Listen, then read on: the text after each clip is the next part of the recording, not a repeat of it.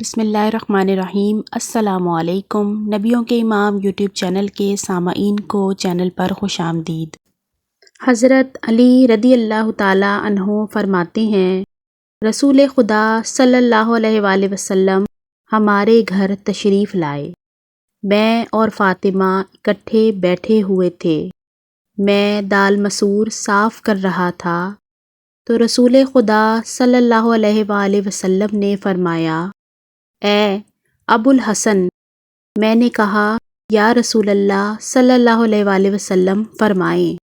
آپ صلی اللہ علیہ وآلہ وسلم نے فرمایا، میری بات غور سے سنو، میں حکم خدا کے علاوہ کچھ نہیں کہتا ہوں۔